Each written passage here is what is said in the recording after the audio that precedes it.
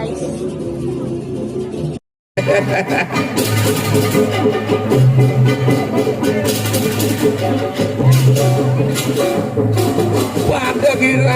pada girang pun macam lo jauh boleh kuit dari giring tengah ke mana dari tengah ke pertama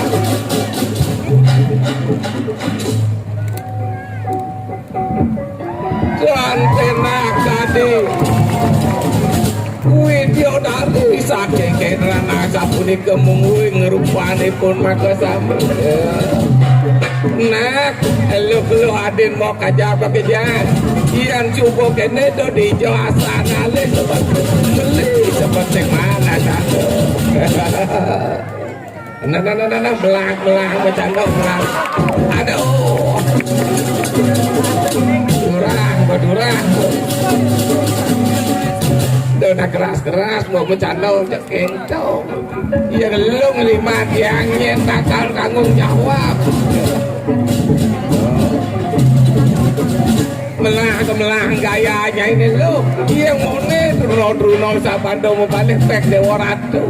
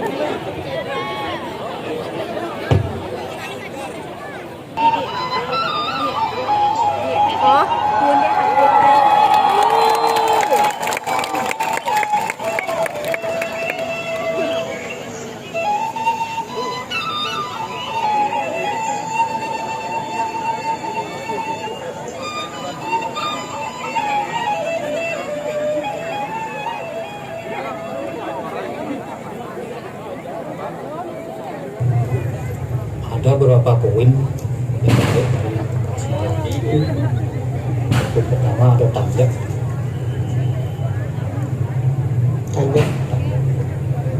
kapan dia melakukan sesuatu, kapan dia mulai berkarya, itu sangat tidak selalu sebuah sakral ya, itu tanjak terus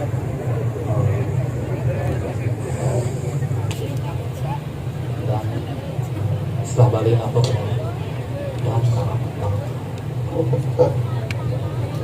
tanya dol itu ada semangat sebelumnya itu terjadi masuk pasti pindahan gogos sih kurang boleh pemilik biasa di tengah rangkang mulat tapi dia sambut sudah mau gitu apa lama pakai kayu secara sakso cenderung di sini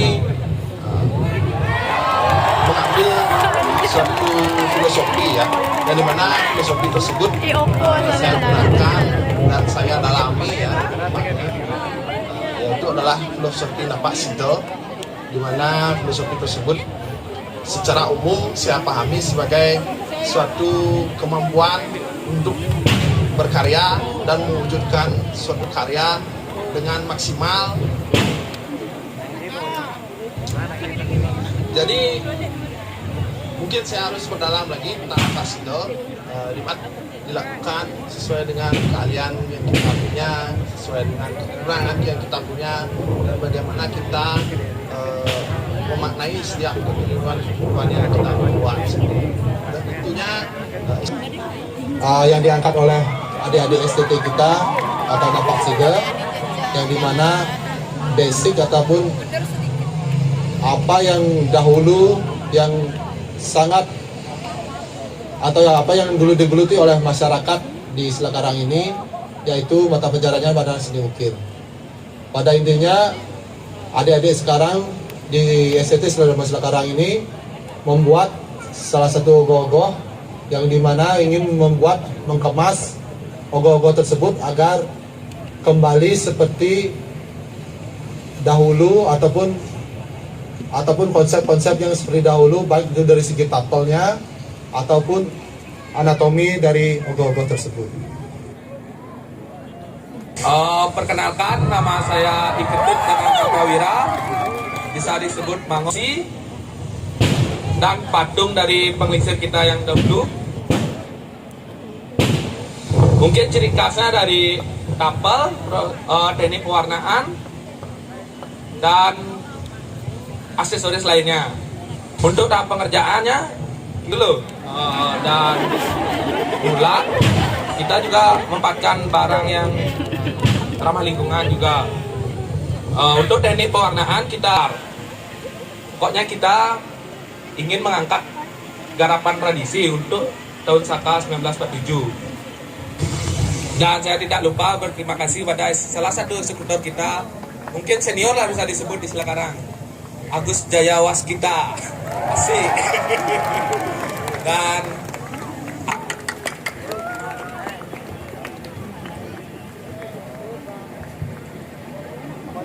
komentari dalam rangka menyambut Hari Raya Nyepi Tahun Baru Saka 1947. Dalam kesempatan ini, kami STT Sila Dharma Selakarang akan menampilkan sebuah karya fragmentari. Sebelum itu, izinkan kami membacakan sinopsis karya ogoh-ogoh STT Sila Dharma Selakarang yang berjudul Sang Yama Dipati. Satu dari sekian banyaknya sinar suci Dewa Siwa dimanifestasikan menjadi sang pengadil roh yang maha bijaksana. Ialah Sang Yama Dipati, sang pengayom Diyamaloka berparas detya atau raksasa yang penuh kegagahan dan memegang senjata yang mengerikan. Seluruh makhluk disebut akan bertemu dengan Sang Yama setelah kematian, mempertanggungjawabkan baik dan buruk perbuatan selama hidup untuk diadili dengan tegas tanpa ampun olehnya. Ide ini memunculkan suatu perspektif yang menarik dari konsep buta dan kala. Apakah kedua hal tersebut merupakan sifat yang mendarah daging atau hanya visualisasi superficial semata? Apakah wujud mengerikan Mbak Detya pasti membawa keburukan? Sekarang sejak dahulu, yakni nampak sida, yang berarti suatu kemampuan dan ketekunan untuk berkarya secara maksimal, buah dari pematangan perspektif artistik secara mengkerucut dan terarah. Aspek skala tubuh serta ornamen-ornamen karya ini diciptakan dengan pertimbangan pengalaman dan intuisi artistik para pengkarya sebagai refleksi atas kehidupan kesenian Selakarang yang masih memegang teguh nilai-nilai tradisi, namun tidak menolak sepenuhnya perspektif kebaruan. Berkaca dari keragaman gaya dan pakem yang telah tercipta dari suatu karya tradisional, visualisasi berupa senjata gada, cakra, dan anak panah Sang Yama Dipati. Selamat menyaksikan.